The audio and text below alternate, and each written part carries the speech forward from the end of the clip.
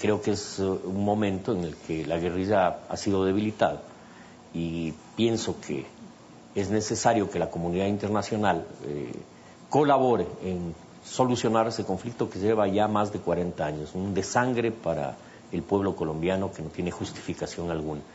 Creo que es necesario buscar una salida política al conflicto, parar el desangre, y pienso que la comunidad internacional puede jugar un rol positivo, importante, en abrir caminos para la paz en Colombia. Cuando usted se refiere a la paz y cuando se refiere al desangre, yo debo de confesar que no puedo también dejar de pensar en todo el desangre que ocasionó también la guerrilla, en los secuestros, en el terror que instauró durante muchísimos años en Colombia. Y asimismo, y en otra parte, su respuesta coincido que la cooperación internacional pues debe hacerse presente. Y cuando usted habla de paz, ¿usted habla de que esta gente pueda dejar las armas? Yo creo que hubo un intento importante encabezado por el presidente Andrés Pastrana, que lamentablemente no concluyó en la paz, pese a que hizo todo el esfuerzo por generar condiciones favorables para una negociación. Esa negociación fracasó. Creo que es necesario retomar un proceso de esa naturaleza, una negociación política, reconociendo desde luego lo que usted dice. En Colombia la guerrilla ha cometido delitos atroces, el mismo secuestro es un delito atroz, es un delito que debería ser delito de lesa humanidad. No lo es, no está considerado ni tipificado así, lamentablemente, aún en el mundo, pero debería estar tipificado así.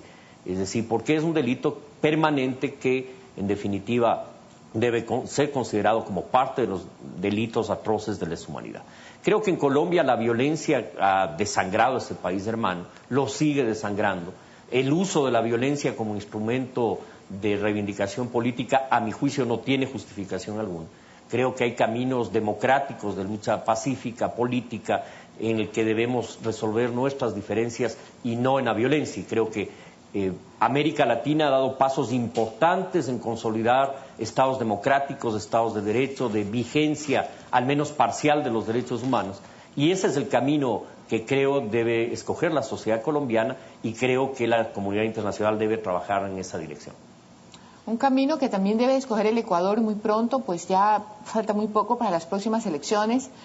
Y usted, que ha tenido una vida política bastante intensa e interesante, puede un poco colaborar con este análisis que queremos hacer en los minutos que nos quedan en esta conversación sobre la derrota que Correa, según usted, debe de saborear en las próximas elecciones, como director de un nuevo partido político y como parte de una gran concertación que incluye y aglutina sectores que inicialmente acompañaron al presidente Correa. ¿Cuál es el valor agregado? ¿Por qué la gente eventualmente votaría por ustedes? ¿Por qué la gente va a olvidarse de que, ustedes son los que lo acompañaron al presidente Correa, ahora ya no están? ¿No será acaso una guerra más o una pelea más entre poderosos? ¿Cuál sería el valor agregado para ganarse la confianza del pueblo? Creo que hay que asumir primero autocrítica y críticamente el hecho de que nosotros sí, efectivamente apoyamos al gobierno del presidente Correa, a su elección, a la elección de Correa como presidente, en la búsqueda de un cambio social en el Ecuador, un cambio político. El Ecuador vivía una profunda crisis institucional y pusimos todas nuestras esperanzas en salir de esa crisis y en darle un vuelco a las desigualdades enormes que nuestro país sigue sufriendo y padeciendo. Y en esa condición apoyamos a Correa. Correa desvió la línea, ataca la independencia de las funciones del Estado y por lo tanto el cimiento básico de la República, golpea derechos democráticos fundamentales, derechos laborales como la estabilidad, ahora con las renuncias obligatorias, derechos de las comunidades indígenas como la consulta previa, el derecho a la educación bilingüe intercultural, criminaliza la protesta social, persigue a la libertad de opinión y expresión. No nos sentimos desde luego identificados con ese proyecto. Nosotros, fuerzas que hemos luchado por la democracia primero, fuimos nosotros los que luchamos por la democracia y el Estado de Derecho, que luchamos por multiplicar derechos y libertades. Tenemos toda diría yo, el bagaje histórico y la responsabilidad de haber estado siempre al lado del pueblo ecuatoriano en sus justas reivindicaciones y seguir en esa lucha. Nosotros no tenemos por qué dejar de lado esos principios que nos han llevado desde nuestra juventud a luchar por construir un país mejor y queremos colaborar en seguir en esa acción, construir un país para todos y todas, pero con todos y con todas, sin exclusiones. Y esa experiencia suya, particularmente personal, la de Gustavo Larrea, que se ha mantenido generalmente en una línea de centro-izquierda o de izquierda, y a veces hasta más allá, según yo, valga la oportunidad, Gustavo, de decírselo. Pero es esa experiencia. Pero usted tendrá que reconocer en mí que yo he sido un defensor de los derechos humanos toda mi vida y que he peleado por causas justas toda mi vida. Yo reconozco a usted que siempre ha mantenido una línea. Tengo que reconocérselo, por eso le digo, a veces hasta más allácito de lo, ya pasando a lo peligroso, según yo, pero bueno, con mucho respeto, Gustavo, reciba Gracias. Estos comentarios que a veces son buenos para empezar una mañana. Y es por esa experiencia, le decía yo, por esa experiencia suya, personal, como ser humano, como político, que le nace a usted la autoridad de decir, como lo dijo en una entrevista que salió publicado en la prensa escrita, que el presidente Correa ya no puede decirse que él está en la izquierda, sino más bien pareciera que fuera un partido de derecha o de ultraderecha del siglo XXI. Desde luego, yo creo que el gobierno arrió banderas, que este proyecto es un proyecto de involución ciudadana. Jamás los revolucionarios hemos luchado en el Ecuador por restringir derechos y libertades. Al contrario, hemos impulsado las banderas de la libertad de expresión, de la libertad de opinión, de los derechos de los ciudadanos. ¿Cómo es posible que un gobierno a nombre de la revolución pueda enjuiciar a más de 200 dirigentes laborales, indígenas, de campesinos, defensores ambientalistas, de derechos humanos, enjuiciarlos penalmente y algunos acusándolos de terrorismo y sabotaje en un país donde evidentemente no hay ni terrorismo ni sabotaje? El gobierno perdió la brújula y creo que es un gobierno autoritario, caudillista, que golpea los derechos democráticos y que no profundiza la democracia y el pleno respeto a los derechos humanos. Uno de los procesos que está llevando el presidente Correa con un hasta cierto punto legítimo sigilio es la reestructuración de la policía. Usted fue ministro de gobierno y usted algunas veces también nos habló que la policía como tal era preciso que la policía tenga una reforma estructural. ¿Cómo usted lo ve?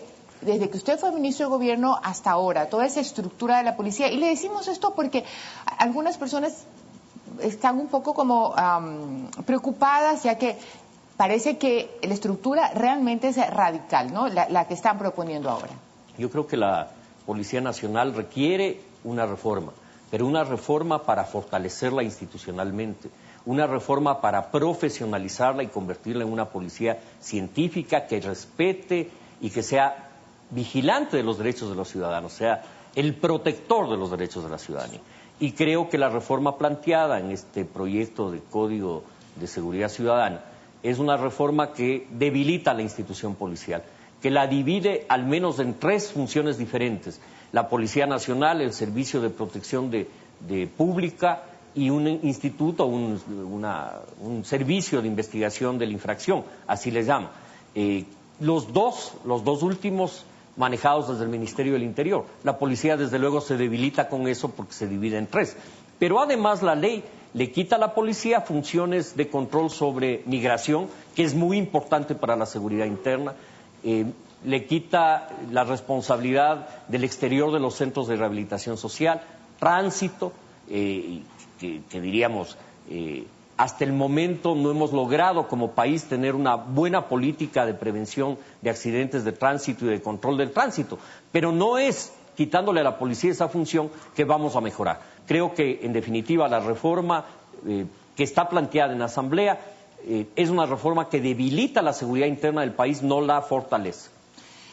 Y la última pregunta, Gustavo, ¿quién va a ser el candidato de ese sector de izquierda para las próximas elecciones? Es muy temprano para decidir eso, nosotros decidiremos eso el segundo trimestre del año 2012 y será aquella ciudadano o ciudadano que, además de tener un currículum de vida comprometido claramente con los derechos humanos, la democracia y la república, tenga opción electoral de ganar. Por lo tanto, lo decidiremos en el segundo trimestre del próximo año. Pero sin duda hay algunos nombres que por ahí suenan, entonces tal vez 2 o 3 o 4, no nos pueda decir, de hombres y mujeres que eventualmente puedan ser...